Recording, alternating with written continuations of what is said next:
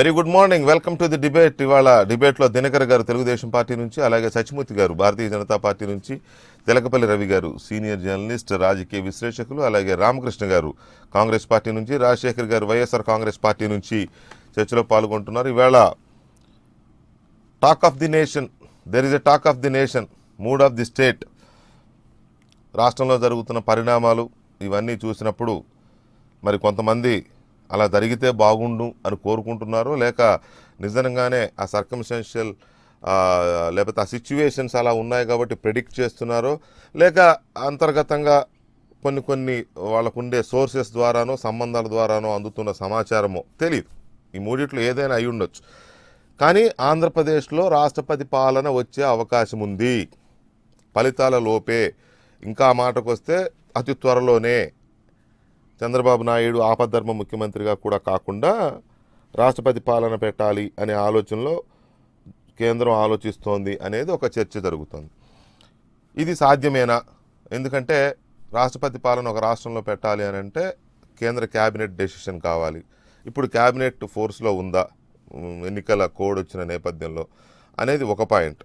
రెండో పాయింట్, దేశవ్యాప్తంగా ఎన్నికలు జరుగుతున్న నేపథ్యంలో చంద్రబాబు నాయుడు దేశమంతా పర్యటిస్తూ మోదీ ప్రభుత్వానికి, బీజేపీకి వ్యతిరేకంగా ప్రచారం చేస్తూ తిరుగుతున్న నేపథ్యంలో ప్రతిపక్షాలు దాదాపు 22-23 పార్టీలని కట్టుకొని ఎన్నికల కమిషన్ మీద, కేంద్ర ప్రభుత్వం మీద పోరాడుతున్న ఈ నేపథ్యంలో ఒకవేళ ఆంధ్రప్రదేశ్లో నిజంగానే అలాంటి ప్రయత్నం ఏదైనా చేస్తే అది బీజేపీకి బూమరంగ్ అయ్యే అవకాశం ఉంటుందనేది చాలా చిన్న పొలిటికల్ లాజిక్. దాని గురించి ఇక మనం ఎక్కువ అది తెలుసు కూడా అలాంటి ప్రయత్నం చేస్తారా, అసలు ఈ చర్చ ఎందుకు వస్తుంది అనే దాని మీద ముందుగా రవి గారు ఏమన్నా పాసిబిలిటీ ఉందా ఈ ప్రిడిక్షన్కి కానీ, లేకపోతే ఈ రకమైన చర్చకు కానీ? ఎందుకంటే ఒకరిద్దరు ఐఏఎస్లు అన్న మాట ఇది, ఎవరో మీరు నేను మనలాంటి వాళ్ళు అన్నమాట కాదు ఇది. ఒకరిద్దరు ఐఏఎస్లే చెప్పిన మాటని నేను కోట్ చేస్తున్నా. నేను పేర్లు చెప్పడానికి సిద్ధంగా లేను.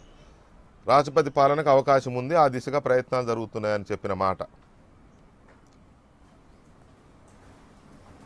ఇప్పుడు ఆంధ్రప్రదేశ్లో మిగతా వాళ్ళందరితో పాటు ఐఏఎస్లు కూడా డివైడ్ అయిపోయినటువంటి పరిస్థితి ఉంది. కాబట్టి వాళ్ళు ఏదైనా కూడా మాట్లాడవచ్చు.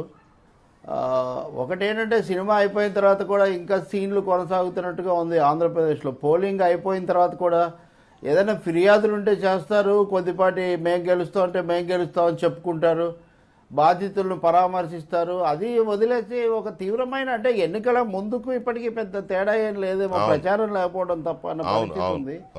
ఈ ప్రచారంలో ఇరువైపులా కూడా, అంటే వైఎస్ఆర్ పార్టీ ఏమో అసలు ఇక్కడ మొత్తం అంతా కుప్పకూలిపోయింది, ఇక్కడ ఉండకూడదు అని వాళ్ళు 1-2 సార్లు గవర్నర్ దగ్గరికి వెళ్ళి చెప్తూ ఉన్నారు.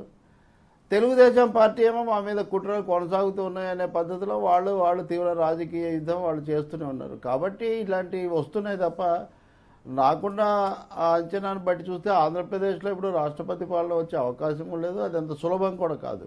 పైగా ఇప్పుడు మోడీ ఎదుర్కొంటున్నటువంటి ఒక ప్రతికూల వాతావరణం, సుప్రీంకోర్టులు అన్ని చోట్ల కూడా ఆయన ఇప్పుడు నిన్ననే ప్రధానమంత్రి గారు కాంగ్రెస్ వాళ్ళు బీసీలను అవమానించారని కొత్త మాట తీసుకొచ్చారు. అంటే నేను అన్న, దేశం అయిపోయింది, మతం అయిపోయింది, సైన్యం అయిపోయింది, అభివృద్ధి అయిపోయింది, స్వచ్ఛ భారత్ అన్నీ అయిపోయి చివరకు బీసీలను అవమానించారు, మోడీలను అవమానించారు. రాహుల్ గాంధీ మాట్లాడుతూ లలిత్ మోడీ, నీరవ్ మోడీ, మోడీ ఏంటి మోడీ అంటే చూసారా మోడీలను అవమానించారని సుశీల్ మోడీతో కలిసి ఒక సభలో మాట్లాడతారు.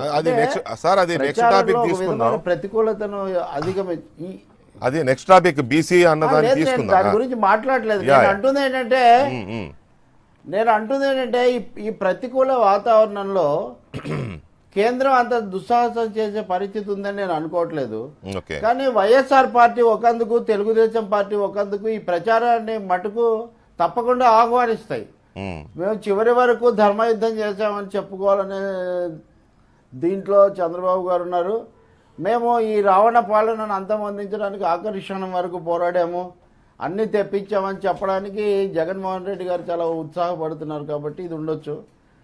కానీ ఇప్పుడు రాష్ట్రపతి పాలన అనేది దాదాపు ఇప్పుడు నడుస్తుంది కేంద్ర పాలనే కదా వెంకటకృష్ణ గారు. ఇప్పుడు ప్రభుత్వం ఉందంటే ఉంది, లాంఛనంగా ఉండడము, కనీస కార్యక్రమాలు చేయడం తప్ప ప్రభుత్వం ఇప్పుడేమో రాజకీయ నిర్ణయాలు చేయదు, పాలనాపరమైన మలుపులు రాదు. ఇదో కృత్రిమమైన చర్చ అని అనుకుంటున్నాను. ఐఏఎస్ అధికారులు కొంతమంది కావచ్చు, ఐఏఎస్ అధికారులు కూడా అందరూ ఒకటిగా ఉండరు. నిన్న మీరు ఒక చర్చ చేశారు. అవును. ఇంతకుముందు నేను తెలుగుదేశం మీద పోరాడిన ఒక ఐఏఎస్ అధికారిని ఇంటర్వ్యూ చేశా.